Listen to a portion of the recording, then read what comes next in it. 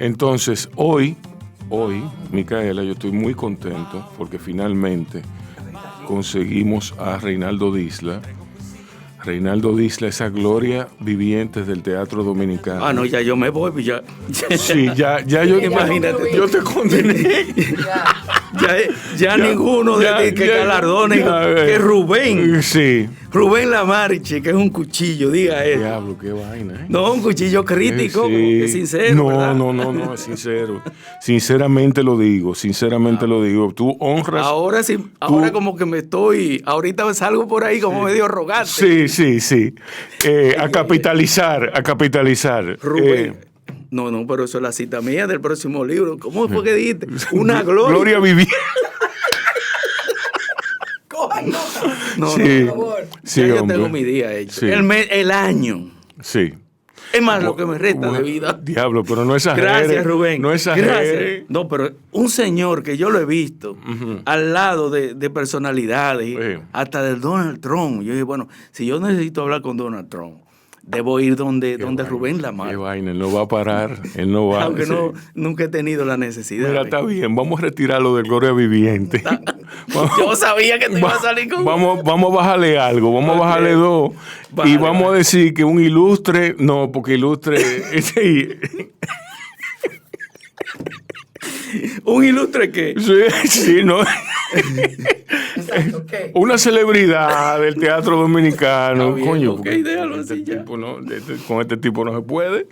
Entonces, le vamos a hacer una entrevista muy merecida y muy aplazada. Y vamos a meternos en su vida, y en su proceso creativo, después de estos mensajes de nuestros auspiciadores. Yo, disfruta el sabor de siempre, con harina de maíz mazorca, y dale, la vuelta al plato. Cocina arepa, también empanada, juega con tus hijos, ríe con tus panas, disfruta en familia, una cocinada. En tu mesa la silla nunca tan contada. Disfruta el sabor de siempre, con harina de maíz mazorca, y dale, la vuelta al plato. Siempre felices, siempre contentos, dale la vuelta a todo momento. Cocina algo rico, algún invento, este es tu día, yo lo que siento. Tu harina de maíz mazorca de siempre, ahora con nueva imagen. Para cosechar lanzadores hay que sembrar disciplina. Para cosechar jonroneros hay que sembrar honestidad. Para cosechar grandes ligas hay que sembrar valores. Porque los grandes ligas no crecen en el monte, se cultivan. Así como el mejor arroz. Arroz La Garza, patrocinadores de nuestros próximos grandes ligas. Ahora vamos a hidratarnos con agua cristal en su nueva presentación de Tetra Pak. Agua cristal, menos plástico, más vida. Comparte, recuerda darnos tu like y activar la campanita para notificaciones. Señores, gracias por estar en Bao Radio. Reinaldo, Bolo Francisco ha sido lanzado, puesto a circular, por así decirlo, ¿verdad? Porque ya las puestas en circulación como que son un acto de formalidad que se hace, pero están en Amazon, Bolo Francisco, al igual que toda tu obra que tengo aquí, de Pedazos de Abuela y Tierra, de Palabraje, de todos tus libros. Pero a mí lo que me gusta es que Bolo Francisco, que para mí, que tú me has corregido, para mí Bolo Francisco es una obra importantísima del teatro dominicano, capital diría yo. Pero me extraña mucho lo que tú me dices, que Bolo Francisco duró 30 años engavetada, o duró 30 años ahí, no engavetada, porque engavetada significa durmiente.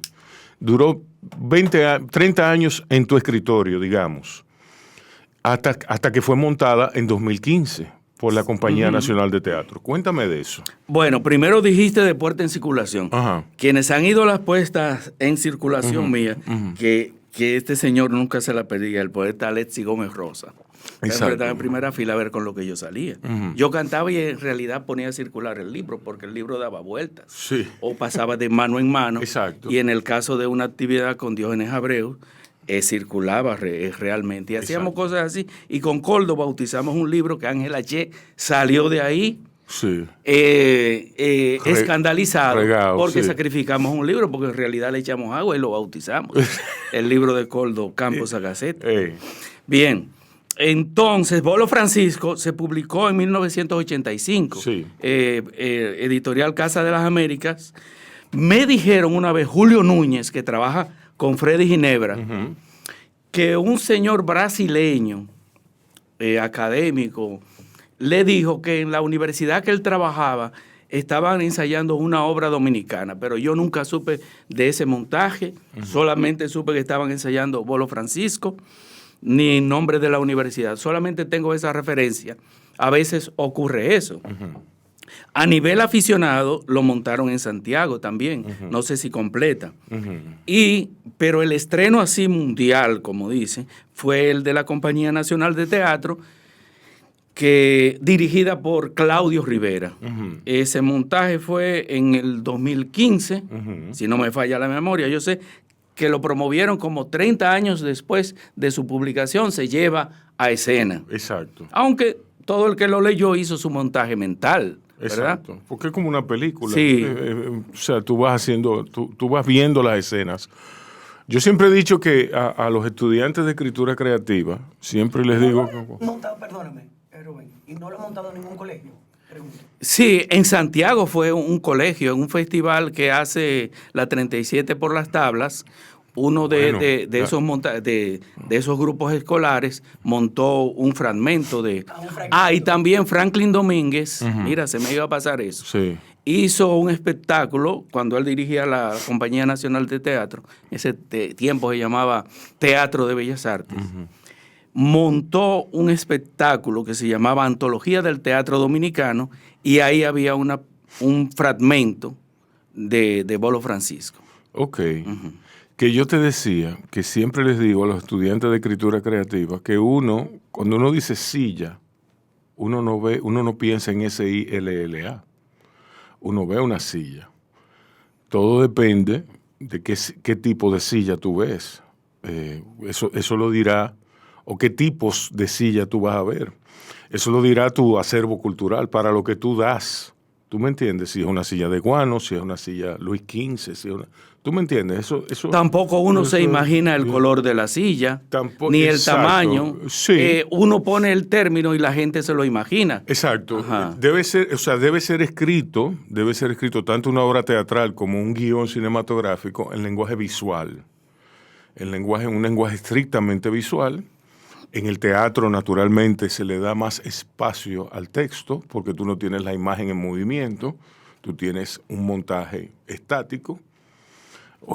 Lo de estático es relativo porque hay paneles, hay técnicas de montaje teatral. Claudio Rivera me ayudará en eso, me ayudaría en eso si estuviera aquí, porque él sustituye muy bien la sugerencia de la vivacidad, de la poesía del montaje, depende de los recursos que tú utilices. Entonces... sí, es escribir, dirigir una obra, llevarla a escena, es hacerla de nuevo. Cada obra es una versión. Yo una vez estuve en un encuentro en donde un dramaturgo finlandés dice que había 5 grupos esperando, y siempre le ocurría, 5 grupos de diferentes localidades esperando su obra para representarla. Sí. Y que él iba a cada uno de esos 5 estrenos. Sí. Y cada director daba una versión diferente. Exacto. Aquel era muy imaginativo, muy a lo circo, Sí. otro muy realista. Y que cada una de esas obras era una versión de su texto. Exacto. Es decir, que hay versiones según elencos y directores. Exacto. Ajá. Esta versión que hizo, en la portada está, bueno, que hay video de esto, de Embao Radio, mira. La versión de de Claudio Rivera, muy interesante. Sí. Pero también otros directores, cuando Franklin Domínguez montó ese fragmento, él lo hizo muy, muy naturalista.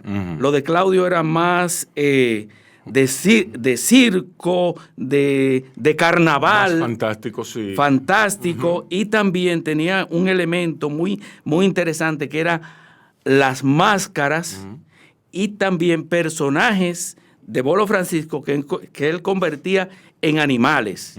Ajá. Y muy interesante, el cerdo, y así había como un toro también. Todo era como un baile de disfraces muy imaginativo. Vamos a retrotraernos a la génesis de Bolo Francisco.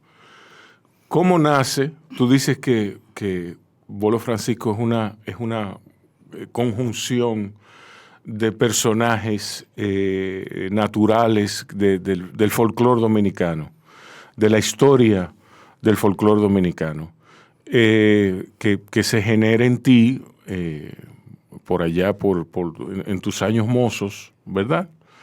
¿Ya tú eras un teatrista profesional o cómo se genera esa obra? Sí, Bolo Francisco, ya yo tenía, qué sé yo, desde el 73, haciendo teatro desde Salcedo. Aquí estudio con Rómulo Rivas y Mercedes Díaz. Estaba viendo teatro, estaba en el Teatro Experimental Popular con Ignacio Nova, Jesús Sosa. Venía de una experiencia teatral y escribía narrativa, ganaba algún premio ahí en los concursos de casa de teatro. Es decir, cuando yo escribo Bolo Francisco, ya tengo una experiencia como escritor y de otras obras ya estrenadas. Entonces, Bolo Francisco es una obra muy engañosa, porque tú empiezas a leerla y crees que estás leyendo una obra como criollista. Pero de pronto, porque está concebida como que cada escena es una obra en un acto. Es decir, tiene su principio, su medio y su fin. Lo único que hay en común en cada escena es que están los protagonistas o parte de los protagonistas. Bolo Francisco, que está en todas las escenas, ¿verdad? Pero van saliendo personajes diferentes. Es como Bolo Francisco confrontándose primero en su casa. Está en su casa, después está en un camino oscuro, luego está en el prostíbulo donde él va a cobrar un dinero y ahí lo invitan a tocar. Luego está fuera del prostíbulo y cerca de la iglesia. Y luego está en un monte, en la cárcel y luego en un monte. Entonces ahí va pasando por diferentes experiencias. Hay una invasión de tierras, pero se basa sobre todo, viene la idea donde surge esto. Yo escribí un radioteatro sobre una huelga que hubo en la Falcon Bridge. Entonces allí, en ese gobierno que era del cambio, y el presidente Antonio Guzmán, no se esperaba una represión de ese tipo. Y hay muy poca documentación sobre lo que ocurrió allí.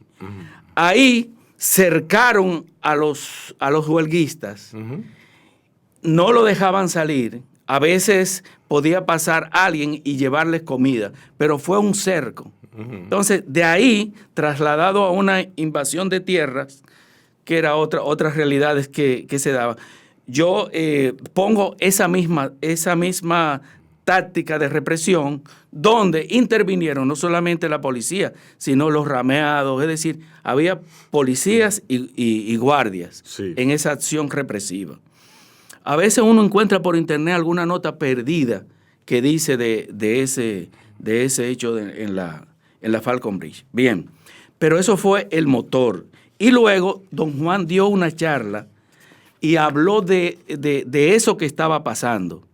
Y dijo, lo que sí abunda tanto en Magua como en Las Cañitas es hombres sin destino, porque los campesinos que no tienen tierra tampoco tienen destino. Es decir, que esas son las motivaciones para escribir eso.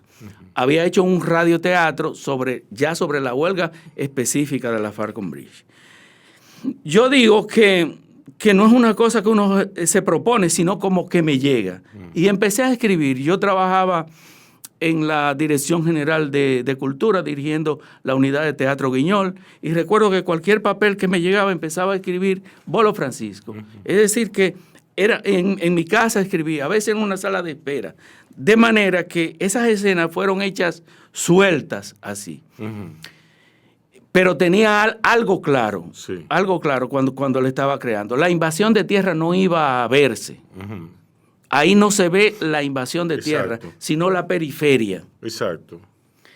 Tú lo que ves son las consecuencias de la invasión de tierra. Y Bolo Francisco no es un personaje que tiene un objetivo, no es un personaje que se traza una línea y va a resolverla. Es decir, el héroe tradicional, el protagonista tradicional, que tiene... Y que evoluciona en ese sentido. Ajá, y que tiene una idea y que lucha para lograrla y todo eso. No. Volví a lo que... regresé a lo que era teatro griego, que era la moira, el destino. Exacto. Entonces, Bolo Francisco, el único objetivo que se trata, y ni es por él, sino un amigo viene a decirle, mire, el hombre se va, está en el cabaret tal... Sí. Y ahí tenemos que ir para que nos pague el dinero que nos debe. Exacto. El único propósito de Bolo Francisco es ir a cobrar un dinero que le deben. Cobrar. Entonces, de ahí se sale del héroe tradicional. Entonces, su único objetivo que él se traza. Ahora, los siguientes objetivos no se los traza él, sino las circunstancias de la invasión de tierra, que no se ve, sino que está en la periferia. Vemos las mujeres que se asilan en la iglesia, que era algo muy común. El que estaba protestando se asilaba en una iglesia. Y los curas entonces tenían que intervenir. Todo eso lo viví yo en Salcedo, que siempre había un cura agustino que intervenía. El padre Félix, con quien estuve, Félix Azcárate, el creador del Festival de la Cultura Campesina allá en Salcedo. Sí. Me dice, como, ese cura yo creo que soy yo. Y yo dije, no. Feli, mira, el cura de Bolo Francisco es calvo, dice que le brilla la calva y todo eso. Sí, que es agustino y que es de Navarra. Sí. Pero es una mezcla de todos ustedes que se oponían al teniente Ten, que de verdad el teniente Ten estaba en Salcedo, que no sé si es familia del actual, pero todos esos Ten militares son familia. Entonces, ahí está el teniente Ten también en Bolo Francisco, que Claudio Rivera me dijo, después que la leyó, pero ven acá, yo creo que ya yo sé más o menos por qué es que esta obra nunca se ha representado. Entonces, inclusive no se ha montado completa, porque Miguel Bucarelli, que fue que hizo el extracto de Bolo Francisco que se iba a montar para Claudio Rivera, dejó muchas obras, muchas situaciones fuera de la adaptación para llevarlo a escena. Entonces, ¿qué te digo? Uno empieza leyéndola y cree que es una obra criollita. Ay, ¿qué es esto? Esto es una obra criollita natural. Pero de pronto te llega una vaina expresionista. La segunda escena es una cuestión que don Manuel Rueda la leyó y dijo, no, lo que yo voy a publicar en el suplemento, Isla Abierta, es la segunda. Yo no, váyase con la segunda. Pero en el suplemento aquí se publicó entonces una que es absurda, que es una escena con un loco y su esposa, que es alguien a quien yo oía por allá por Sabanangosta, Villatapia, de una pareja que vivía peleando. Yo nunca los vi, solamente los oía. Y ellos peleaban, que no me ha dado una casita porque parece que no tenían. Entonces, yo lo trasladé a otra pareja que tenía esa misma característica en Salcedo, que eran Ana Celia y Vivingo. Pero aquí se llama Vivingo, se llama Mamaelo. La gente de Salcedo que me está oyendo sabe de qué estoy hablando. Que eran unos esposos que vivían peleando. Y ahí es ya la muerte de Bolo Francisco con este loco, porque es un loco alucinante, Mamaelo, que lo hizo Wilson Ureña de una manera bien acertada. Y así tú te encuentras escenas absurdas, te las encuentras en diferentes estilos, porque te digo, son como obras en un acto en cada escena. de esta obra se han dicho muchas cosas. Marcio Veloz Maggiolo dijo, y hay que tomarle la palabra porque él sabía de lo que estaba hablando, que es la primera vez que se ve a un acordeonista de un perico ripiao presente en el teatro dominicano. Sí, y muy... A mí me parece que, bueno, me parecería que eso es absurdo, que no se haya representado. Sí, bueno, y mucha gente cree que Ángel Muñiz me buscó para colaborar en Perico Ripiao porque yo era el autor de Bolo Francisco, que era otro... Sí. Pero déjeme decirle que Ángel ni idea tenía, ni había leído Bolo Francisco ni nada, sino como que la vida me llevó a eso. Sí. Entonces, a componer cosas de Perico Ripiao. Y ahora trabajé en una película como actor también, que va a salir no sé cuándo, que también es sobre una músico de Perico Ripiao. Sí. Sí, que viene por ahí. Qué bien. Año que viene, creo yo. Y cuéntame cómo se genera, cómo tú, bueno, tú lo dijiste, tú escribías obsesivamente. Sí. ¿Y por qué? ¿Tú escribes así? ¿A ti te agarra? Fíjate, en Salcedo... A mí me da mucho trabajo escribir. Yo estaba en el Centro Juvenil Católico. Sí. Pero cuando tú escribes, déjame decirte, tienes una fantasía desbordada, cruel, unos personajes. Sí, bueno. Oye, sudoración y vaina, una cosa fantástica. Me estoy refiriendo a animales antiguos. Sí. Bien, pero fíjate, yo pertenecía al Centro Juvenil Católico de Salcedo. Y ahí tirábamos un periódico que se llamaba Despertar, sobre acontecimientos culturales, tiras cómicas, cosas así, cosas de Salcedo. Y cuando estaban tirando el periódico, que era algo como que se hacía entre todos ahí, qué sé yo, 8, 10 personas, en un mimeógrafo, y picado en un stencil. No sé si llegaste a ver eso. Sí, claro. Los muchachos hablaban, y yo, pero estas conversaciones están interesantes. Y me ponía a transcribir todo lo que se estaba hablando ahí. Que Gio decía esto, que Pepe Trifolio acotaba aquello, todos los muchachos, Nelson, y todos esos diálogos yo los transcribí. Después, meses después, busco el cuaderno y me pongo a leer, yo ni me acordaba. Y yo, pero esto está divertido, porque mira, pero tú puedes hacer una obra solamente de lo que estos tipos están diciendo. Y todas las ocurrencias que tienen y cómo este insulta en broma al otro, y yo riéndome. Y por ahí luego escribí una obra, fui a una charla de Casa Abierta, el cura era cubano, ya residente. Aquí. Reinaldo se llamaba, ahora no recuerdo el nombre. Pero él habló sobre las drogas, el peligro de la juventud, y yo entonces escribí un melodrama, que por ahí lo tengo todavía, en unas hojas y agarrada a las hojas con un pincho de esto de cabeza, ¿verdad? Sí. Y no se lo he quitado el pincho. Sí. Y cuando busco papeles viejos, ahí está la obra. Sí. Se llama Juventud Perdida. Y es un melodrama, es como una telenovela de un joven, de muy buena gente, que los amigos lo meten en un ambiente de alcohol, de todo. Y después está en marihuana. En ese tiempo como que no se llegaba mucho a cocaína. Pero bueno, entonces se llama Juventud Perdida. Después el muchacho vuelto un desastre, que deja los estudios y todo eso. Un melodrama. Y luego llego aquí a la capital y estoy con los salesianos. Y ahí los salesianos incentivan mucho el teatro. Incluso los salesianos tienen una biblioteca de teatro. Y Don Bosco veía el teatro como una actividad sana. Y encontramos, y de enriquecer a la juventud. A la juventud. Y así como el deporte. Y en la biblioteca salesiana encontramos una obra que se llama El Detective Mantecón. Nada de valores y nada. Una cosa para divertirse.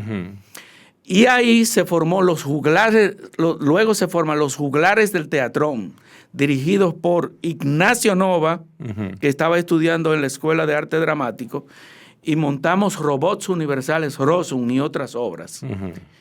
Ahí entró al colegio universitario y me encuentro con Rómulo Rivas, Sí. que era el profesor de teatro. Y me inscribo también en un taller que estaba dando en Casa de Teatro. Y ahí yo estaba metido viendo el teatro estudiantil, viendo a Afe Cerulle, todo lo que se presentaba. Incluso yo dejaba clases en la UAS para meterme en la biblioteca y leer la colección austral. Y ahí leí Hamlet, Otelo, todo eso. Había un autor que a mí tenían que mandarme a callar en la biblioteca porque me echaba a reír ahí. Que era un autor que yo, bueno, hablando de Marcio Veloz Magiolo, con el único que yo hablé una vez de ese autor fue con Marcio, que lo conocía muy bien. Pero es desconocido. Wenceslao Fernández Flores, el hombre que compró un automóvil. Yo no sé, yo la leo ahora y quizás no me ría, pero en ese tiempo era una diversión. Con Hanley yo me reía también. Y a cada rato en la biblioteca, que me callara. Y déjame decirte que yo nunca pasé la matemática 012. Y era por eso, porque yo en vez de estar oyendo todas estas cosas, déjame ir para la biblioteca, que tengo este libro a la mitad. Sí, sí. Y así, entonces nada, y escribía. Entender que leer es tomarse un viaje. Exacto, si yo... Eso es lo que la gente no entiende, que abrir un libro es tomarse un viaje, hacer un viaje. Sí. Sí. Fíjate que leí también cuando niño a un señor llamado José María Pemán y me produjo tal goce estético. Yo, pero yo quiero que esto que este señor hace conmigo al leer su historia, yo quiero hacerlo. Yo quiero hacerlo y que otros sientan eso y que se emocionen. Sí. También leía a Manuel Rueda, que me gustó mucho. Así, te estoy hablando de aquel Reinaldo jovencito. Me gustó mucho una obra que es sobre, ojalá no se me olvide el nombre, pero es sobre un señor que es más religioso que el cura que los visita. Exacto. Porque reza a las 9, reza y el cura que lo está visitando hasta está fastidiado de lo devoto que es este señor. Vacaciones en el cielo. Sí. Esa obra me encantó. Y a Molière. Incluso parecería escrita por Luis Buñuel esa. Vacaciones en el cielo. Sí. Y entonces... No, Molière es obligado. Sí, yo leyendo a Manuel Rueda en Vacaciones en el cielo, yo dije, bueno, pero tiene mucho de Molière, pero todo el que escribe comedia tiene mucho de... Tiene que haber leído a Molière. Claro, sí, claro. Sí. Chespirito, todo... Gómez Bolaño tiene mucho exacto. De Molière. En esos libretos para televisión. Los mismos recursos humorísticos. La repetición, la exageración, el absurdo, los juegos del lenguaje, todo eso está en Molière y está en Chespirito. Exacto. Sí. Que ya es un guionista clásico de televisión, ¿verdad? Sí, sí, así es, así es. Mira, Reinaldo, siendo como eres, como demuestras ser, una persona que bebió teatro, lo vivió, que sustituyó la matemática. Ay, Jesús. Mira, mi profesor se llamaba me acuerdo de Salvador al cuadrado, le decíamos. Y entraba Salvador, así era un señor gordo ahí en el colegio universitario. Sí. Y empezaba a poner números. Se sentaba y decía, resuelvan ese problemita. Diablo, pero raro que tú no lo has puesto en una obra. Ay, pero tan buena gente. Y yo en el examen final, así, él me veía sudando, porque es que no sabía qué hacer, sí. Esas derivaciones. Sí. De lo único que yo sabía un poco era de la ¿cómo que? Es decir, de las combinaciones. De las combinaciones. Con 6 números, ¿cuántas combinaciones se pueden hacer? De eso sabía. Y él se me acerca y me dice, no se preocupe, bachiller. Sí. La vida es larga. Sí. El año que viene usted va a resolver eso. Puede retirarse, no sufra. Oye, yo agradecí eso. Llegué llorando a mi casa, que no he contado. Y me dice mi madre, ¿y qué te pasa? Y yo, que no voy a pasar la matemática. Sí, así es. Sí, ese es. A mí, a Manuel Rueda en particular, yo lo conocí por una columna que él tuvo en el Listín Diario, que se llamaba Cuentos cortos con pantalones largos. Pero bueno, el título del libro de Manuel del Cabral. Manuel del Cabral, Ajá, sí, no, Manuel del Cabral. no Sí. Manuel Rueda, no, Manuel Sí, del Manuel Cabral. del Cabral. Manuel Rueda lo conocí por Isla Abierta. Sí, sí. Y fue, en ambos casos, fue un Ahí está el clásico El Centavo. Exacto. Es un microrrelato. Sí, sí. Fue un universo que se me abrió. Que yo dije, ¿y es posible hacer esto aquí? ¿Es posible que haya gente con esta imaginación aquí y de ahí? Oye, no he leído, yo decía siempre Manuel Cabral, no he leído un solo verso malo de él. Diablo. Oye, pero una imaginación. Sí, Mira, hablando así de grandes premios, Manuel del Cabral se merecía todos los premios que han ganado los grandes escritores. Puede ponerse entre los grandes escritores de América y del mundo. Es algo excepcional. Sí, así es. Poesía mística, poesía sexual, de la tierra, Compadre Mon. Imagínate tú, que hablando de Manuel del Cabral, cuando yo entré a la Escuela de Arte Dramático, que no pude completar mis estudios, porque me votaron, pero luego fui profesor a los pocos años. Sí, sí. Para que tú veas. Entonces, había que declamar un poema. Y a mí se me ha ocurrido, Lamar, oye el poema de Manuel del Cabral, Ano, que es el ano hablando.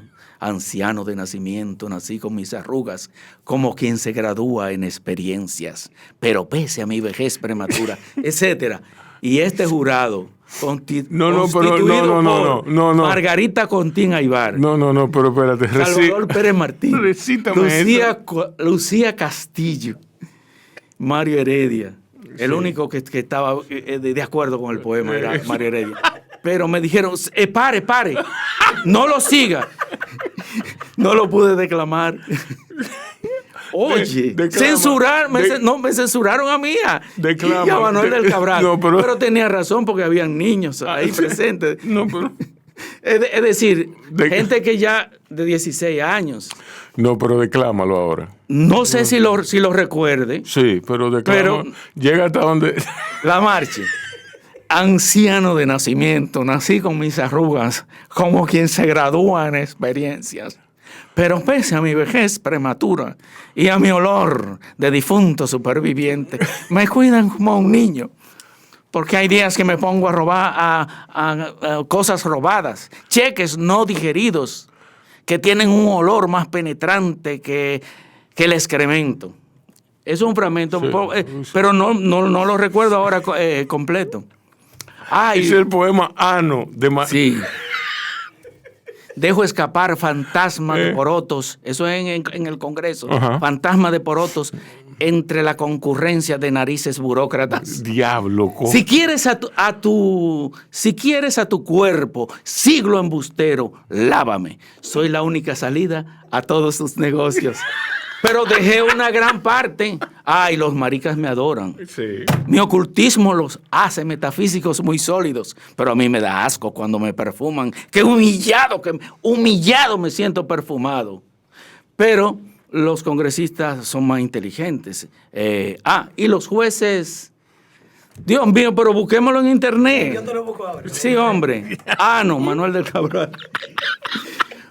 Oye, que si tú me lo hubieras aprendido para desquitarme eso que no sucedió en la escuela. Para sacarte eso del sistema. Sí. Pero mira, Bolo Francisco, ¿qué papel juega dentro de tu trayectoria literaria? O sea, ¿qué libro escribiste? Que me cambiaron el nombre. ¿Qué libro escribiste? ¿Cómo así? Sí, porque ganó el premio que hace las Américas y cuando tú te ganas ese premio, cada vez que alguien te presenta en público, te agrega un nuevo apellido, que es Premio que hace las Américas. Y con ustedes, Reinaldo Disla, entonces tú vas cargando ese apellido toda la vida. Así pasó cuando me gradué de licenciado, ya adulto. Sí. En 2012, de licenciado en teatro. Sí. Pusieron un plan ahí para lo que daba. Sí. El licenciado. Y entonces yo me sentía extraño cuando Miguel Collado me presentó en Librería Cuesta. Con nosotros el licenciado Reinaldo Díaz. También uno se acuerda de Manuel del Cabral, que nunca se licenció. Y él tiene un poema a su padre que dice, mi corazón no pudo hacerse licenciado, pidiéndole excusa a su papá. Mira, me refería a estos títulos que hay aquí. Ajá. Me ha llamado mucho la atención de los creadores. Es una tortura. Ese lo publiqué yo, ¿tú sabes por qué? Porque tenía ya más de 20 años bregando con él. Yo dije, déjame publicarlo para no trabajarlo más. ¿Y por qué? No sé. Esto es sobre los creadores Mira, de Bristol. Rodolfo Santana, el difunto Rodolfo Santana, que la leyó, Ujú. me dijo, Reinaldo, termina eso te tiene estancado. Sí. Termina eso Sí. y públicalo. Y eso es sobre los creadores de Bristol, de verdad. O sea, No, no. eso cambió de título 10,000 veces. Eso se llamaba Gioconda Impoluta. Eso se llamaba un verso de Heine Müller después. Sí, sí. Las obscenidades incitan la carne solitaria, se llamó una vez. No, pero es un... Hasta que finalmente almanaque, yo vi un almanaque, no. Ya, le puse Bristol ahí a un terrorista que hay y ya. Sí. O sea, fue más fácil. Sí. Qué bien, qué bien. Pero Esas son las mi soluciones. aspiración es que ese personaje de Bristol se parezca al doctor Bristol. Exacto. Ajá. Qué bien. Y Pedazos de Abuela y Tierra. Sí, ese es un relato. Me llama mucho la atención. ¿Y ese quién? ¿Ese quién? Ese es el portugués. Sí. Ese es el portugués, un comerciante que había en Mao, Ajá. y esa su esposa Mercedes Ajá. y su hija Rosario, ya todos difuntos. Ok. Entonces esas son personas, vecinos de ellos, Ajá. en Mao. Es una foto muy antigua que conservó mi abuela, Ana Celia Fernández. Sí. Y yo la trabajaba mucho porque tenía muchos arrugas, Sí, sí. todo eso, en blanco y negro. Sí. Y yo trabajo en Photoshop, la trabajé mucho. Sí. Hasta que estaba tan obsesionado, dije, déjame ponerla en una portada. Y ahí está. Es un relato, Pedazos de Abuela y Tierra, que ganó una mención honorífica en el concurso de Casa de Teatro. Pero cada vez que un amigo mío la lee, hace unos comentarios, porque la leen como un poema. Ujú. Entonces, yo, al ver un comentario de Jochi Muñoz, Ujú. que luego se me perdió ahí en Facebook, yo dije, pero cada 35 años como que pasa algo con este relato. Porque este relato es el culpable de que William Mejía me invitara a ver un estreno. Él no me conocía personalmente, Ujú. William Mejía, allá en Ocoa. Ujú. Yo viajé a Ocoa al estreno de una de sus obras. Ahora no recuerdo si fue a Asua. No, fue en Asua, Sí. que él la estaba estrenando.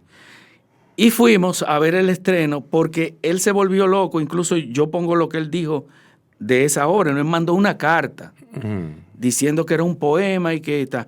Entonces, lo mismo que pasó con William Mejía, pasó recientemente con Jochi Muñoz, el bailarín, coreógrafo, y, Ajá. performer y todo eso, e investigador folclórico. Entonces, yo digo, déjame publicar ¿Sobre esto. qué va esa obra? Son recuerdos de una visita de un nieto a su abuela. Ah, ok. Y hay como esa nostalgia del campo, Sí. todo ese campo ahí presente. Ujú. Pero déjame decirte de William. Entonces vamos al estreno, Manuel Frías, mi hermano Fran Disla y yo. Entonces, vamos a hacerle algo a William. Como él no te conoce, vamos a decir que Manuel Frías es Reinaldo Disla. Ujú. Entonces llegamos allá, William en el ajetreo del maquillaje, de los camerinos. Llega Fran y dice, mira a Reinaldo ahí. Y le señala a Manuel Frías. Y empezó así, como tú empezaste el programa, con elogio. Sí. Bien, ok, y abrazándolo. Y yo he leído tal obra tuya. Y cuando yo veo cómo están tratando a Manuel Frías, que lo están trayendo, pero todo eso es para mí. Y ahora es Manuel Frías que está recibiendo todo ese cariño. Sí. Entonces yo, Fran, dile ya que soy yo. Sí. Y hacer, ¿por qué ustedes me hacen esto? Sí. Y de ahí empezamos a conocernos, William Mejía y yo. Bueno, pero te invito a leerla, te traje ejemplar Sí. de pedazos de abuela. Esos ejemplares todos son suyos. Sí. Y esto para Tolentino Muchas gracias. y para mi nuevo amigo, mi niño. Mi niño. El hardcover, dame el soft. Sí. Sí. No, yo te voy a pasar, te lo paso después. Quédate con este libro. Ok. Porque estos son para Emil y para Rey Andújar, Ah, ok. que vamos a invitar a Reinaldo luego a un Duros y Canallas. Quédese con ese. Sí. Aquí está Palabraje, Sí. que es Palabraje es que... mi aventura poética. Ah, bueno. Aunque yo escribo poesía muy de ocasión, aquí recojo todo lo que he escrito, Ujú. pero más en los últimos años. Sí. Pero hay poemas viejos que fueron publicados en el suplemento Isla Abierta, también hay Ok. uno o dos. Ok. Y mandé este libro al premio anual de literatura. Ujú. Yo, bueno, déjame ver, vamos a ver qué pasa. Sí. Y ganó mi amigo García Vidó. Exacto. Yo dije, bueno, el libro mío delante de García Vidó, pero cuando yo publico que está en Amazon, Palabraje, me sale Mesón de allá de Sí. Puerto Plata. Sí.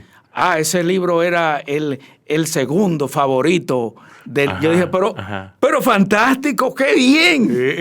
Oye, entre todos esos poetas que concursan ahí, Sí. Mesón me entera Sí. que quedé en segundo lugar. Entonces, Sí. pero Eso deberían decirlo. pero yo, no, Finalista, pero como debería- poeta, Sí, ya no, yo- pero- mira, como poeta, ya yo sé que tengo un crédito, porque mira, Bueno, el premio... cuando Mesón y los demás jurados, que eran Radamés Reyes Vázquez, y no recuerdo cuál era el otro, El premio nacional... me tenían como segunda opción. El premio nacional... Detrás de Vidó. El premio nacional De Rafael literatura García Vidó. es algo tan desprestigiado que No, bueno.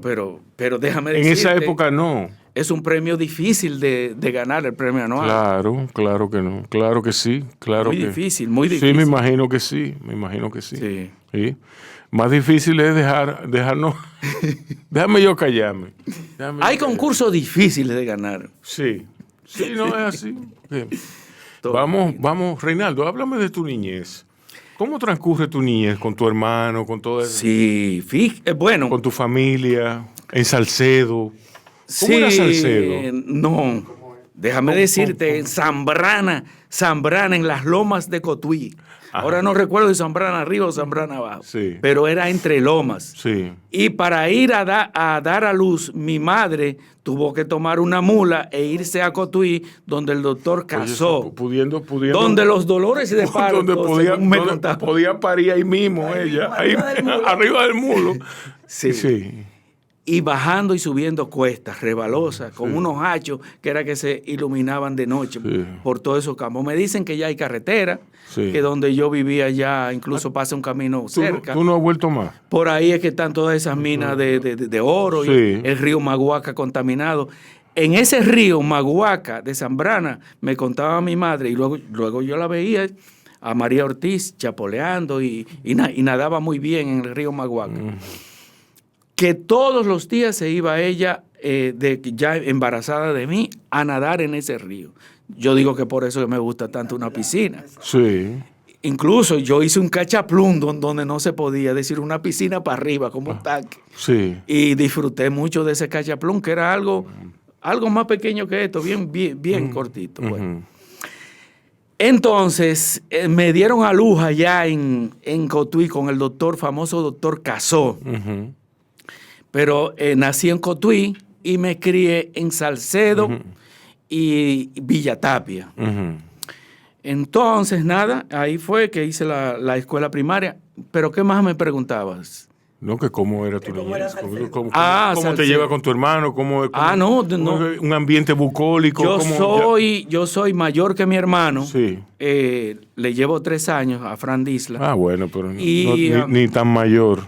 Sí, 3 años. Entonces, él era siempre muy inquieto. Siempre nos llevábamos bien, nunca tuvimos pleito. El único pleito con él era cuando él tenía 3 o 4 años, que no sé qué síndrome era, él no se quería poner ropa y andaba en cuero. Ah, ok. Y hizo un cuquito. Miren, Fran Disla hizo un cuquito. Un cuquito era una rifa que se jugaba con el programa de Rodriguito. Ajá.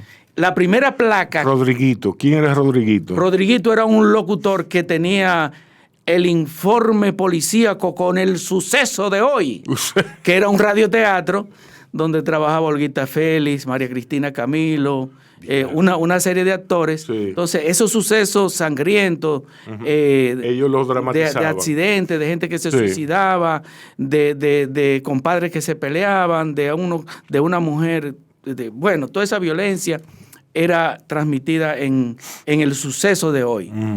Oye, ¿verdad? Pues tú eres joven y yo mencionándote estas cosas. Entonces, estaba el informador policíaco. Entonces, el informador policíaco, el primer accidente de auto, la primera placa que se mencionara, con el último número, ahí se jugaba el cuquito. Entonces, eran números del 1 al 10. No recuerdo de cuánto era la jugada, pero se mencionaba la placa, al automóvil, placa tal y tal y tal, 04, se accidentó en la carretera Magüey, y así. Tú estás imitando tratando a la Camilo. No, a Rodriguito. A Rodriguito. El locutor Rodriguito. Él hablaba así. Y él mismo hacía el radioteatro. Exacto. Yo luego llegué a hacer ese radioteatro en una especie de reconstrucción del informador policíaco y el suceso de hoy que hizo el locutor Jesús Rivera. Jesús Rivera no, sino este señor que trabajaba con Freddy Veragoico. Bueno, el trato. Sánchez Tejeda. Tejeda, es como Tejeda, sí, sí. ahora se me escapa el nombre. Sí. Jesús Torres Tejeda. Jesús Torres Tejeda en Radio Cristal. Sí. Quiso reconstruir el informador policíaco y yo, junto a Jaime Lucero, llegué a ser guionista, hice como 24 guiones. Y ahí María Cristina Camilo me dice que eso era friendo y comiendo. Rodriguito estaba ahí con su botellita haciendo el guión con la noticia periodística aquí, inventando su personaje, y que ellos recibían el guión ahí mismo y empezaban a dramatizar. Entonces estaba Carlos Andritzson que hacía los efectos especiales. Eso era una cosa, eso era un toque de queda, Tres Patines. Y el suceso de él era un toque de queda. Tú podías ir a la escuela y oírlo por el camino, porque todos los radios tenían a Rodriguito. Es decir, eso era el drama. Eran los días de radio, porque es lo que mi mamá me decía. Yo los recuerdo, los días de radio, tú no los recuerdas. Los días de radio son, yo les digo así, apelando a la película de Woody Allen. Todas las sociedades tienen sus días de radio. En la historia me refiero. La radio estaba presente en todos los hogares. Y Tres Patines, por ejemplo, que se transmite hoy. Todavía hoy. Sí. Y Tres Patines junto con Chespirito, uno en televisión y el otro en radio, son dos elementos importantísimos de nuestra cultura. De la cultura popular. De la cultura popular. En el imaginario de los pueblos. De la cultura popular, de la alta cultura también. Sí. Y de la cultura latinoamericana. Exacto. O sea, y son capitales. Mira, ese guionista de La Tremenda Corte, Castro Obispo, eso es un clásico. Sí. Tres Patines no hubiera sido Tres Patines sin Castro Obispo. Fíjate que cuando él hace el personaje en Miami no tiene tanta trascendencia ni tanta calidad como cuando tenía ese guionista. Sí, así mismo. Ese dicho es inolvidable, es señero, es un staple de nosotros. Audiencia pública. El tremendo juez de la tremenda corte va a resolver un tremendo caso. Buenas noches, secretario. Buenas noches, señor juez. Óyeme. Y después Luz María Nananina, aquí como todos los días. Y ese actor que hacía Caldeiro y Escoviña. Que déjame decirte que esos son los personajes clásicos del bufo cubano. Exacto. Que tienen un oriente teatral. Es decir, Tres Patines es el pícaro, el gallego es el gallero de ese teatro bufo, y está también la mulatona, nalgona, fornida de pecho, que es Nananina. Sí, así es. Es decir, son los personajes que era su esposa, del bufo era cubano. Esposa de Tres Patines en la vida real. No sabía. Pero recuerdo a Aníbal de Mar, que andaba por ahí por Radio Televisión Dominicana, años 79, 78, y él estaba buscando trabajo. Incluso lo pusieron a trabajar en el show del mediodía, y Roberto Salcedo hacía como una especie de 3 patines, y lo único que tenían de aquellos tiempos era el juez. Y llegó a trabajar a Aníbal de Mar, pero luego, no sé, duró poco aquí. Y yo me cruzaba con él y me quedaba viendo. Lo recuerdo así, en una ventana, así como mirando y hablando, pero era una figura común ahí en el edificio de Radio y Televisión Dominicana en esos tiempos, que eran los tiempos de Peña de Tres, de Andrés L. Mateo, Tony Raful y Pedro Peis. Yo tenía un programa que lo grababa a continuación del de Pedro Peis y eso, y llamaba Contacto en Red con Jimmy Sierra. Es decir, que todo eso. Pero estábamos hablando de Fran y mi relación con mi hermano, siempre nos llevábamos bien, salvo eso. Y bueno, él tenía un cuquito, y luego él fue, y el que estudió arte dramático en la escuela y completó y se hizo técnico en arte dramático fue él.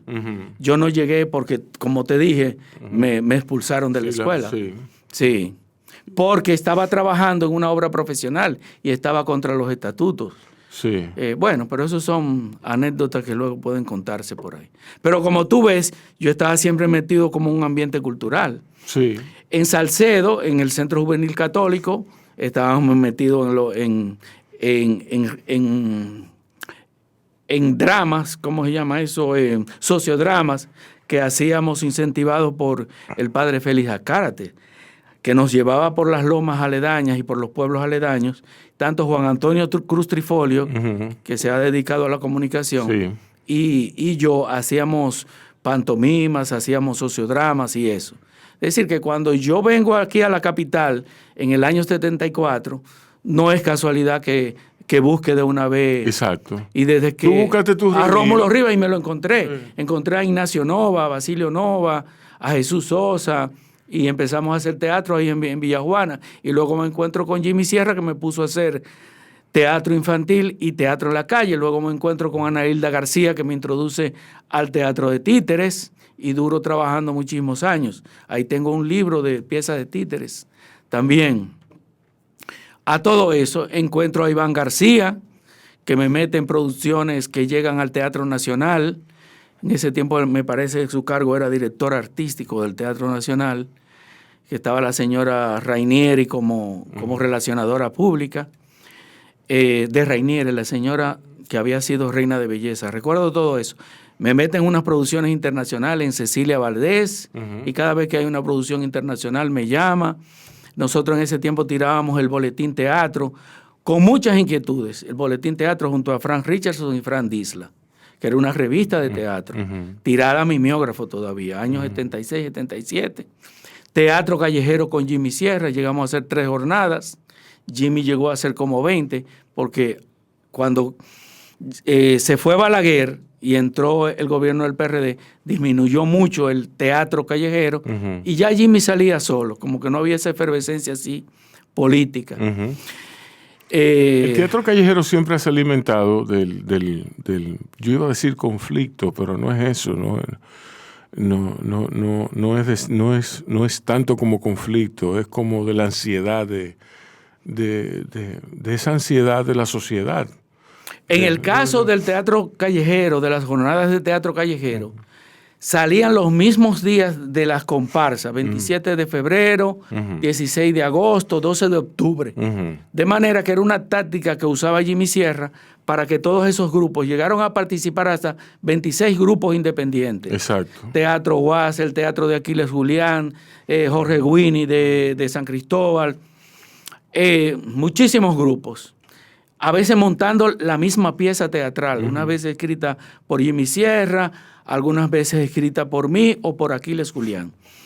Entonces, era una táctica de manera que éramos una comparsa más, pero cuando la gente se ponía a la raya y estaba todo el público ahí, se daban cuenta que no era una comparsa más. Exacto. Estábamos tratando la historia dominicana, había una obra de Jimmy Sierra que era El Grito de Capotillo, había una obra que se llamaba 12 de octubre y después, que es mía.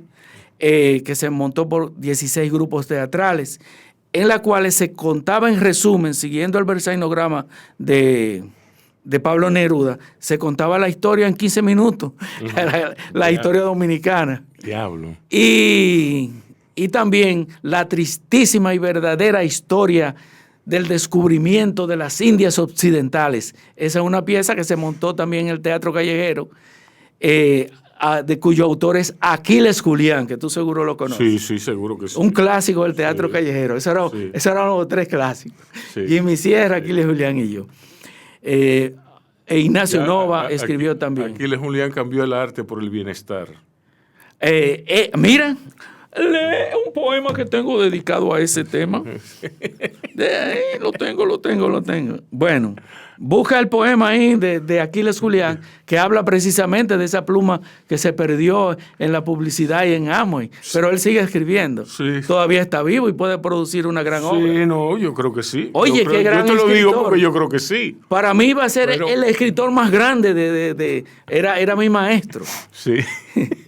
Sí, él fundó el núcleo de escritores jóvenes, Jacques Biot Renaud, que nos reuníamos en la UAS, años 75, 76, 77. Nos reuníamos todos los domingos en la UAS y había una charla y un escritor invitado.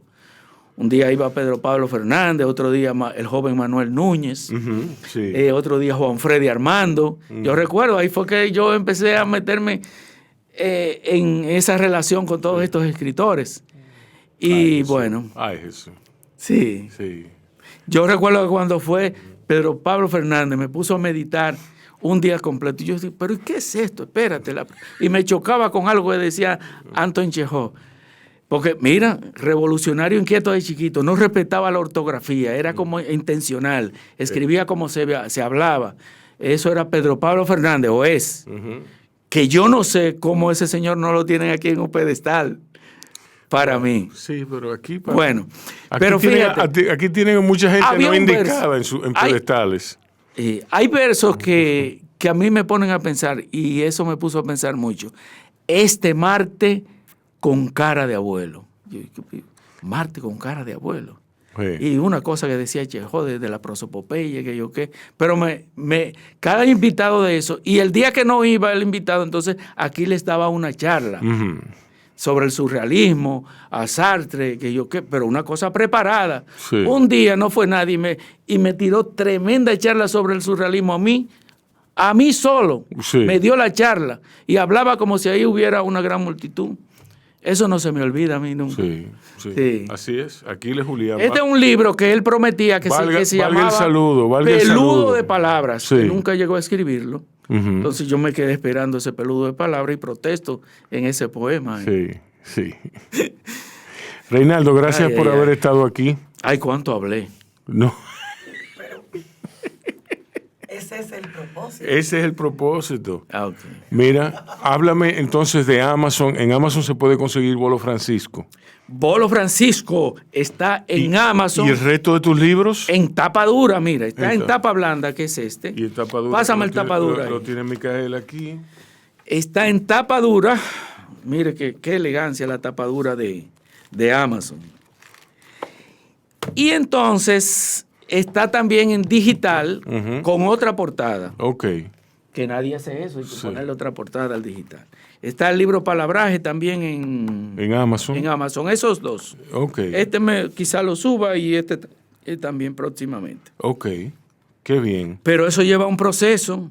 Sí. Lleva un proceso porque tú lo subes, yo lo mando a comprar y cuando veo una errata o una palabra que me quedó como fuera, entonces lo diseño otra vez y lo subo a Amazon. Sí. Es decir, que este fue el primer borrador. Que tiene sus errores. Corregí algunas cosas y entonces subí. Ahora, el que subí ahora ya, eso es la ventaja que tiene. Yo estoy seguro. Y que solamente hay que subir el corregido otra vez, el PDF. Yo estoy seguro de que el lector sabrá perdonar esos gazapos. No. Es que no están. No están ya. Okay. Es que yo para darle promoción, veo que esté bien. Entonces, es tan simple como bajar el que tú tienes y subir otro PDF O sea, y ya. que este ya no existe, como quien dice. Ese ya no existe. Está la versión corregida porque, oye, con el mismo PDF que tú haces el tapa blanda, lo puedes hacer, si es el mismo tamaño, Sí. el tapa dura. El que es problemático en Amazon es diseñar el libro digital, porque tú tienes que convertirlo a Word, quitarle todos los comandos de título, los saltos de página y ponerlo como los números, todo. Es como hacerlo otra vez. Sí. Convertir ese PDF en un texto corrido. Sí. O sea que nada. Bien, muchísimas gracias nuevamente por estar aquí. Oye, Ha sido el insigne Reinaldo de Isla. Muchas gracias, señores. Esto es Bao Radio. Tolentino. Cuídense y cuiden a otros.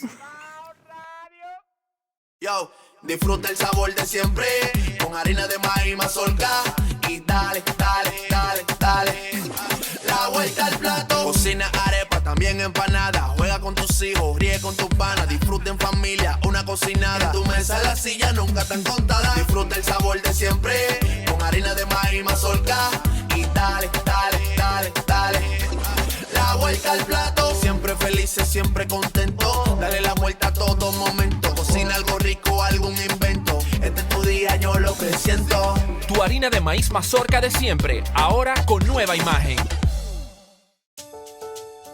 Para cosechar lanzadores hay que sembrar disciplina.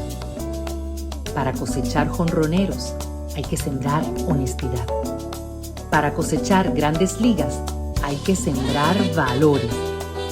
Porque los grandes ligas no crecen en el monte, se cultivan. Así como el mejor arroz. Arroz La Garza, patrocinadores de nuestros próximos grandes ligas. Ahora vamos a hidratarnos con agua cristal en su nueva presentación de Tetra Pak. Agua cristal, menos plástico, más vida. Comparte, recuerda darnos tu like y activar la campanita para notificaciones.